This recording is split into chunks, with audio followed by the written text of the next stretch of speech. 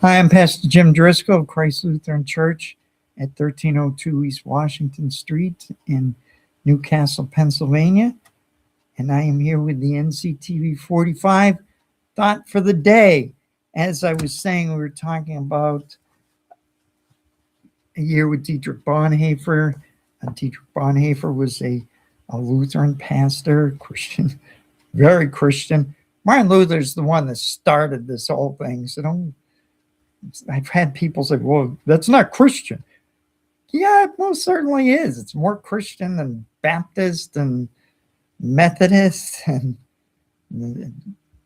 Adventist and whatever. It's Martin Luther's the one who started this whole split with the Roman Catholic Church and very courageously stood up and to the church and said, "Here I stand. I can do no more," referring to Scripture. He said, "If it's not in Scripture, then I'm not going to do it." And that was the whole uh, controversy over the different ways that the church was uh, requiring people to make different gifts and purgatory, kind of the whole issue involving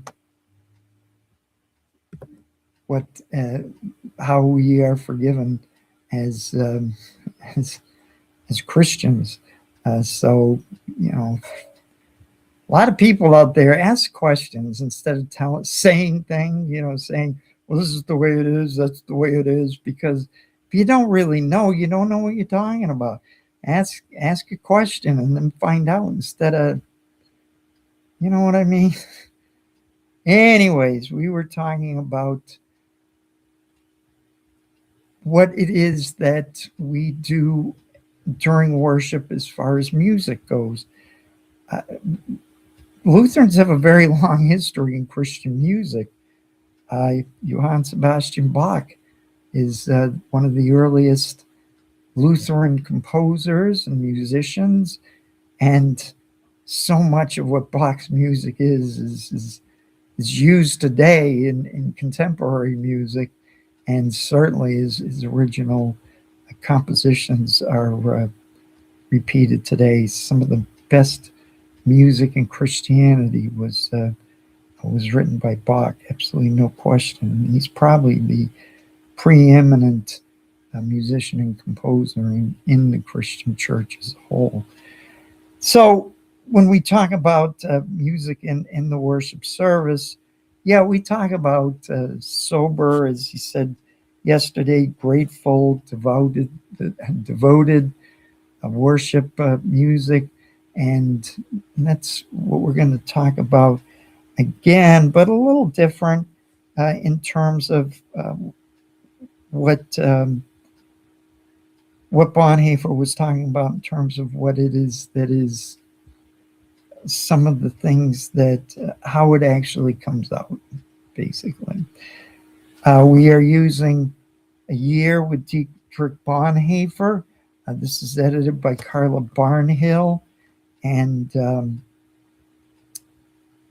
want to appreciate what she wrote here, what she did, and I'm going to quote directly. Why do Christians sing when they are together? The reason is, quite simply, that in singing together, it is possible for them to speak and pray the same word at the same time. In other words, for the sake of uniting in the word. All daily worship, all human concentration should be focused on the word in the hymn. The fact that our spoken words are inadequate to express what we want to say, that the object of our singing reaches far beyond all human words. And let me break in quickly, but certainly when we sing, and when we sing together even more, this has an effect on our body, on our psyche. Uh, Singing together uh, builds up it kicks in the adrenaline, it kicks in the endorphins, it kicks in the dopamine, the different things in your body that make your body respond, and usually physically. Music, singing is a very active activity, and when we do it, we are joining together, as Dr. Bonhoeffer writes, in a way, almost like a sports team or even an individual athletic event. I do triathlons, and believe me, there are times where you just, whoa, you take off. All those, it's called the runner's high. All of a sudden, all of those parts of your body and just come together and just kick you into another gear. Singing does that too, and it's something that I don't think we really appreciate enough. He goes on to say, nevertheless, we do not mumble unintelligible words. Rather, we sing words of praise to God, words of thanksgiving, confession, and prayer. How great thou art. If you don't get moved by that song, then somebody needs to feel for a pulse. And that just moves you into a totally different. And I'm not talking about contemporary Christian music. Contemporary Christian music is not hymns, okay? We could get into a whole long discussion about it, but it's just not. There's plenty of contemporary Christian music, Michael W. Smith. A bunch of people have started. Names just aren't coming to my head, but and there's some good music, and it's not a bad thing, but it's not for Sunday morning. Sunday morning is those time-tested, and some of that music goes back over 1,000 years, and it's lasted this long. I don't think that anybody will be remembering Amy Grant 500 years from now. All due respect, I'm an Amy Grant fan, Michael W. Smith, Skillet, David, I can't remember his last name, but hey, for the contemporary music, it's great. Nobody's going to be remembering it 500 years. Bach, we remember, and that was 500 years ago. Rather, we sing words of praise to God, words of thanksgiving, confession, and prayer. Thus, the music is completely the servant of the word. It elucidates the word in its incomprehensibility.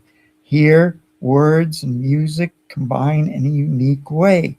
The freely soaring tone of unison singing finds its soul and essential inner support in the words that are sung. The essence of all congregational singing on this earth is the purity of unison singing, untouched by the unrelated motives of musical excess, the clarity unclouded by the dark desire to lend musicality an autonomy of its own apart from the words. It is the simplicity and unpretentiousness, the humanness and warmth of this style of singing, and it is singing from the heart, singing to the Lord, singing the word. This is singing in unity, and this just does not occur in any other genre, any other venue. I'm Jim Driscoll, the pastor of Christ Lutheran Church, 1302 East Washington Street, Newcastle, Pennsylvania. Check us out on the web. It's christlutheran-newcastle.org. Questions, comments, contact me on the website. For a transcript of today's thought, go to revjamesdriscollmdiv.com. Sunday worship is at 10:30 a.m. All are welcome with the NCTV 45 thought for the day. God bless your day.